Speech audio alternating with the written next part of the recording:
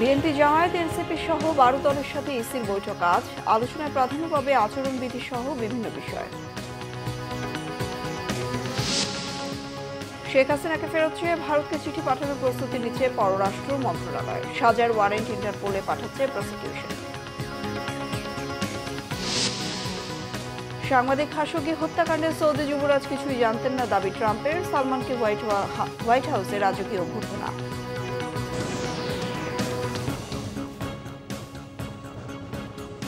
ট্রান্সিমেন্ট সংবাদ শিরোনাম দেখছিলেন, এবার বিস্তারিত। বিএনপি, জামায়াত ইসলামী, জাতীয় নাগরিক পার্টি সহ 12টি রাজনৈতিক দলের সাথে নির্বাচন কমিশনের বৈঠক আজ। আসন্ন ত্রয়োদশ জাতীয় সংসদ নির্বাচনকে সামনে রেখে নিবন্ধিত রাজনৈতিক দলগুলোর সঙ্গে গত বৃহস্পতিবার থেকে ধারাবাহিক সংলাপ চালিয়ে যাচ্ছে নির্বাচন কমিশন। প্রথম ধাপে সকাল 10:30 থেকে দুপুর 12:30 পর্যন্ত জামায়াত ইসলামী, বাংলাদেশ মাইনরিটি জনতা পার্টি, ইনসানিয়াত বিপ্লব, জাতীয় নাগরিক পার্টি এনসিপি, গণসংহতি আন্দোলন ও জাতীয়তাবাদী গণতান্ত্রিক আন্দোলনের এনডিএম প্রতিনিধিদের সঙ্গে বৈঠক করবে নির্বাচন কমিশন। দুপুর 2টার পর দ্বিতীয় ধাপে বিএনপি, বাংলাদেশ জাতীয় পার্টি বিজেপি, গণ অধিকার পরিষদ, নাগরিক ঐক্য, বাংলাদেশ রিপাবলিকান পার্টি ও বাংলাদেশের সমাজতান্ত্রিক দল মার্ক্সবাদী এই 6 দলের সঙ্গে মতবিনিময় করবেন। গণপ্রতিনিধিত্ব অধ্যাদেশের সংশোধনী রাজনৈতিক দলের নির্বাচনী বিধিমালা চূড়ান্ত করার পর সংলাপ শুরু করে নির্বাচন কমিশন। প্রধান উপদেষ্টা ডক্টর মোহাম্মদ ইউনূস বলেছেন, আওয়ামী লীগ নির্বাচনে অংশ নিতে পারবে না, কারণ তাদের কার্যক্রম নিষিদ্ধ করা হয়েছে এবং তাদের নিবন্ধন নির্বাচন কমিশন স্থগিত করেছে। আন্তর্জাতিক সহযোগিতা বিষয়ক ডাচ ভাইস মিনিস্টার পাসকালে গ্রোটেনহুইস মঙ্গলবার রাজধানীর রাষ্ট্রীয় অতিথি ভবন যমুনায় প্রধান উপদেষ্টা প্রফেসর ডক্টর মোহাম্মদ ইউনূসের সঙ্গে দেখা করেন। সাক্ষাৎকালে প্রধান উপদেষ্টা এই তথ্য জানান। কৃষি, বাণিজ্য, বিনিয়োগ, প্রযুক্তি, যুব উন্নয়ন এবং তরুণ ও নারী উদ্যোক্তাদের জন্য একটি সামাজিক ব্যবসায়িক তহবিলের সম্ভাবনা সহ বিভিন্ন ক্ষেত্রে সহযোগিতা সম্প্রসারণ নিয়ে আলোচনা করেন তারা। দুই নেতা বাংলাদেশের গণতান্ত্রিক পরিবর্তন নিয়েও আলোচনা করেন।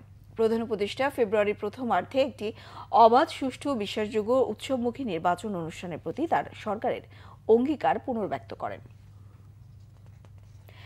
শেখ হাসিনাকে ফেরত চেয়ে ভারতকে চিঠি এখনও পাঠানো হয়নি, তবে চিঠি প্রস্তুত হচ্ছে অনানুষ্ঠানিক আলাপে জানিয়েছেন পররাষ্ট্র উপদেষ্টা তৌহিদ হোসেন। মঙ্গলবার সন্ধ্যায় পররাষ্ট্র মন্ত্রণালয়ে সাংবাদিকদের প্রশ্নের জবাবে তিনি এ তথ্য জানান। তৌহিদ হোসেন বলেন, শিগগিরই চিঠি পাঠানো হতে পারে, তবে রায়ের কপি পাঠাবে না পররাষ্ট্র মন্ত্রণালয়। শুধু একটি নোট ভার্বালে রায়ের বিষয়টি জানিয়ে শেখ হাসিনাকে হস্তান্তর করতে বলা হবে ভারতকে। এদিকে মানবতা বিরোধী অপরাধে মৃত্যুদণ্ড পাওয়া শেখ হাসিনা এবং আসাদুজ্জামান খান কামালের সাজা পরোয়ানা পররাষ্ট্র মন্ত্রণালয়ের মাধ্যমে ইন্টারপোলে পাঠাবে প্রসিকিউশন, যা প্রক্রিয়া এরই মধ্যে শুরু করেছে বলে জানিয়েছেন প্রসিকিউটর GMH তামিম। মঙ্গলবার আন্তর্জাতিক অপরাধ ট্রাইব্যুনালে সাংবাদিকদের প্রশ্নের জবাবে তিনি এমনটা জানান। তামিম বলেন, রায়ের কপি আসামি আব্দুল্লাহ আল মামুন এবং ঢাকা জেলা ম্যাজিস্ট্রেটের কাছে পাঠাবে রেজিস্ট্রার কার্যালয়। প্রসিকিউশনও সার্টিফাইড কপি পাবে। তামিম আরও জানান, রায়ের 30 দিনের মধ্যে আপিল করার বিধান আছে আন্তর্জাতিক অপরাধ ট্রাইব্যুনাল আইনে। যদি আত্মসমর্পণ না করে পলাতক থাকেন, তাহলে শেখ হাসিনা ও কামাল সেই সুযোগ হারাবেন। তবে সর্বোচ্চ আদালত চাইলে সময়ের পরেও তাদের আপিলের সুযোগ দিতে পারেন।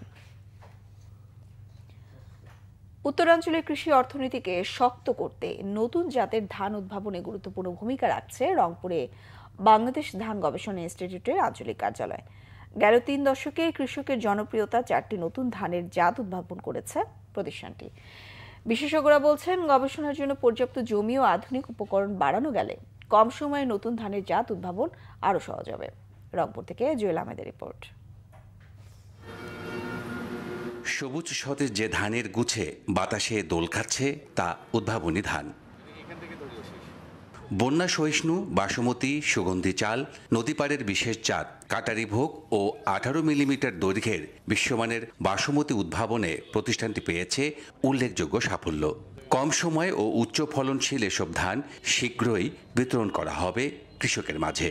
আমরা বাংলাদেশে প্রথম আমরা বাসমতি রাইসের ডেভেলপমেন্টের কাজ শুরু করছি এবং আমাদের আমরা আশাবাদী যে আমরা খুব শীঘ্রই আমাদের বাংলাদেশ ধান গবেষণা ইনস্টিটিউট একটা বাসমতি জাত হয়তো আমরা কৃষক পর্যায়ে রিলিজ করব, যেটা এই এলাকা চাষ করে আমাদের নিজস্ব চাহিদা যে পূরণ করে আমরা বিদেশে রপ্তানি করতে পারবো। গবেষকরা বলছেন, জলবায়ু পরিবর্তনের প্রভাব মোকাবেলায় এসব নতুন জাত কৃষকদের জন্য আশীর্বাদ হবে। জমি সংকট কাটিয়ে আধুনিক প্রযুক্তি ও জিনগত সংমিশ্রণ বাড়ানো গেলে আরও দ্রুত নতুন জাত নির্ধারণ সম্ভব। এতে ধান উৎপাদন যেমন বাড়বে, কৃষকের আয়ও বাড়বে। এই এলাকায় একটা সুগন্ধি ধানের ভালো চাহিদা আছে। তা আমরা এখানে আমাদের জিআই ট্যাগ প্রাপ্ত যে কাটারি ভোগ, সেই কাটারি ভোগ ইম্প্রুভের আমরা কাজ করতেছি। আমরা চাচ্ছি যে প্লান্ট টাইপ খাটো হবে, এইচআইভি হবে, সাথে সুগন্ধি থাকবে। সাথে আমাদের কালিজিরা যে ইম্প্রুভমেন্ট, সেটা কাজ আমরা এখানে করতেছি। কর্তৃপক্ষকে যদি আমার এখানে আরও জমি এক্সটেনশন করা হয় আরও 10 একরের মতো, তাহলে আমাদের গবেষণা জোরদার হবে এবং বাংলাদেশের খাদ্য নিরাপত্তার জন্য আমাদের নতুন নতুন প্রযুক্তি আবিষ্কার করতে সহজ হবে। নগরীর মডার্ন মোড়ে 15 একর জমিতে 1991 সালে গড়ে ওঠা এই ধান গবেষণা ইনস্টিটিউট যৌথ গবেষণা ছাড়াও বিড়ি ধান 51, 52, 79 ও 110 জাতের উচ্চ ফলনশীল ধান উদ্ভাবন করেছে গবেষণা কেন্দ্রটি। জুয়েল আহমেদ, বাংলা ভিশন, রংপুর। আন্তর্জাতিক প্রসঙ্গ। সাংবাদিক জামাল খাশোগি হত্যার ঘটনায় সৌদি আরবের সাথে যুক্তরাষ্ট্রের টানাপোড়েন এক ঝটকায় পাল্টে দিলেন মার্কিন প্রেসিডেন্ট ডোনাল্ড ট্রাম্প। সৌদি যুবরাজ মোহাম্মদ বিন সালমানকে হোয়াইট হাউসের রাজকীয় অভ্যর্থনায় শুধু নয়, ট্রাম্প তার পক্ষ হয়ে সাংবাদিকদের সাথে তর্কেও জড়িয়েছেন। তুরস্কের ইস্তাম্বুলে সৌদি কনসুলেটের ভেতরে খাশোগিকে হত্যার জেরে 2018 সালের পর সৌদি ক্রাউন প্রিন্স সালমানের প্রথম যুক্তরাষ্ট্র সফর এটি। বর্ণাঢ্য আয়োজনে তাকে হোয়াইট হাউসে স্বাগত জানিয়েছেন ডোনাল্ড ট্রাম্প। ওভাল অফিসে এক সাংবাদিক খাশোগি হত্যায় সন্দেহভাজন সালমানের বিষয়ে প্রশ্ন তুললে ট্রাম্প চরম ক্ষুব্ধ প্রতিক্রিয়া দেন। বলেন, ওই হত্যার বিষয়ে কিছুই জানতেন না সালমান। এমন কিছু ঘটনা ঘটতেই পারে বলে সৌদি যুবরাজের পক্ষে সাফাইও দেন।